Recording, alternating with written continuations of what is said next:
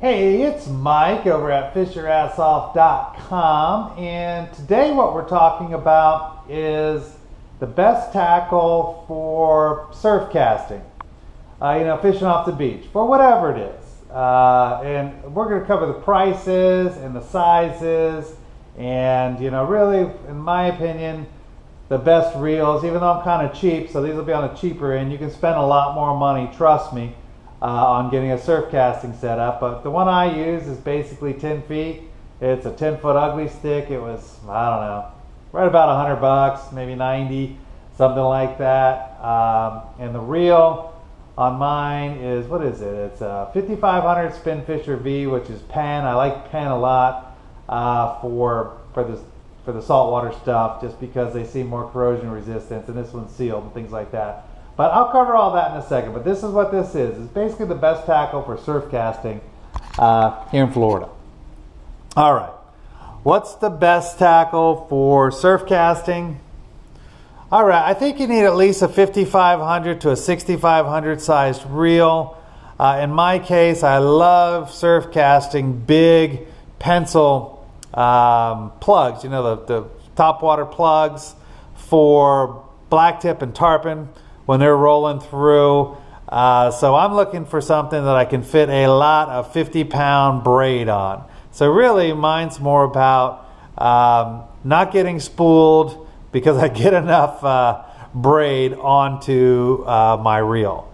So depending on what you're doing, you don't care as much about that. So if you're just fishing for pompano, you're not going to get spooled, but you're still going to want a long medium heavy rod to get your bait out far enough. But you'd be able to downsize these, of course.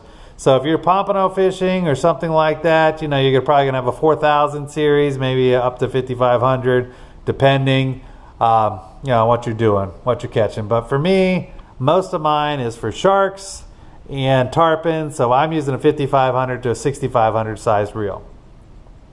Like I said, 10 to 13 feet. You can go bigger. Some people do. It's just kind of hard to use, those bigger ones, in my opinion. But 10 to 13 feet, you want a medium heavy rod. They're going to cost you a little more than a normal fishing rod like you'd use for a redfish or a snook. On the bottom end, you're talking 100. But you can get a good one for 100, 150 bucks. You can spend a hell of a lot more, trust me. But to me, that's all I'm spending, because I'm cheap. So 100 to 150 bucks for my rod. And good reels, for me, because I'm going to be 5500 and 6500 range, the cheapest one you're ever going to find is somewhere around 150. Most of those are going to be around 200 or 250 for a decent reel that you're going to need. Again, if you're catching tarpon and sharks and things like that at the beach. If you're going with the smaller reel, because all you're going to do is catch pompano, well, you can get away with 150, right there on the low end. This is my opinion. This is the things I buy, and I fish all the time. I'm a kayak fishing guide here in Florida, so I go through a lot of reels and a lot of rods, so I'm kind of cheap. They take a beating, but in my opinion, there's some that are too cheap because they're just going to wear out quickly, and there's some that maybe, I don't know, I never bought a real expensive one, but I suppose they might last longer. I don't know. I try to go somewhere in the middle there. That's kind of my comfort zone when it comes to buying these rods and reels for the fishing. But you can find more of this information right on our website. It's www.fishyourassoff.com. We have a how-to section, a where-to section. The whole site is basically simple fishing tips to help Florida fishermen catch more fish. It's really the bottom line. But I think that's it for today. So until next time, we'll see you then. All right. Bye-bye.